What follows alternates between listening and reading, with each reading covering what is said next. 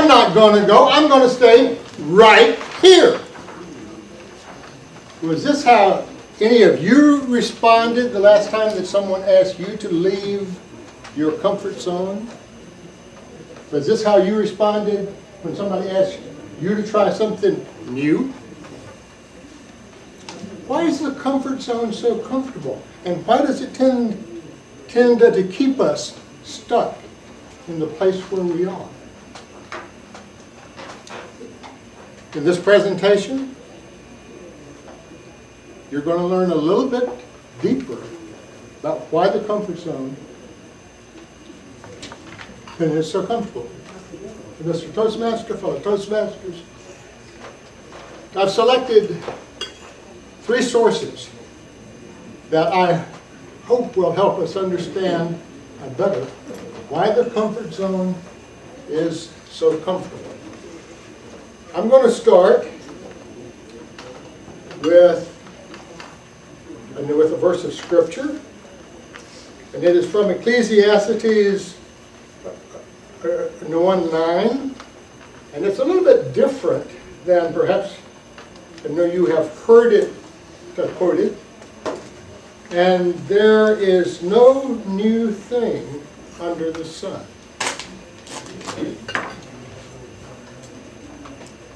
What you often hear is, there's nothing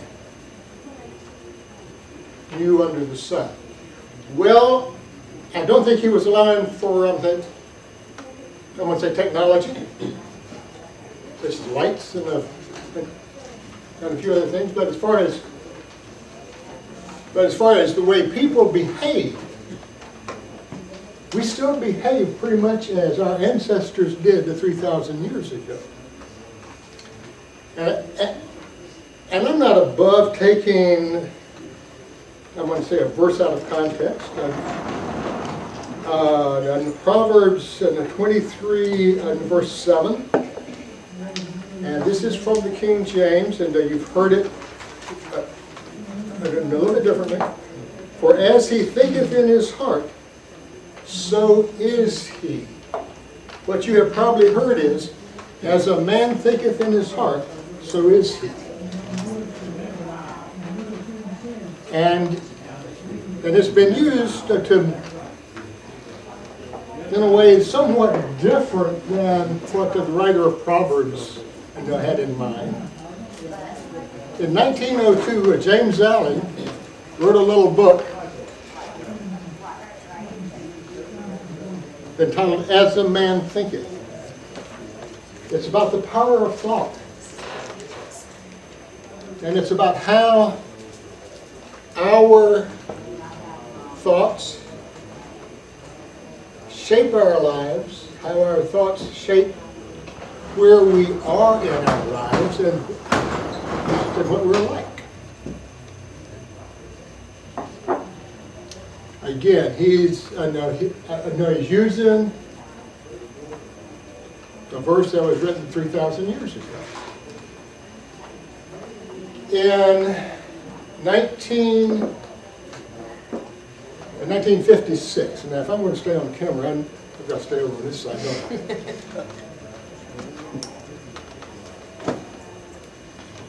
I? Earl Nightingale, who for the previous 6 years had been host of a radio show on the WGN in Chicago, that produced, as it's characterized, a spoken word record, which became an instant hit and sold over 1 million copies. It was the first spoken word record that got anywhere near 1 million copies. It was entitled The Strangest Secret, and perhaps some of you have heard about it. The gist of that message is we become what we think about all day long. Now, perhaps the challenge is I do my morning 15-minute affirmations, and I forget about it somewhere during the day, and things kind of go downhill. I've got to look at how things have gone the whole day, and in fact, it will provide some guidance as to why my day is like it is. In 1960, a plastic surgeon published a book, and one of his comments was he learned more from his failures than he learned from his successes. Some of his patients, when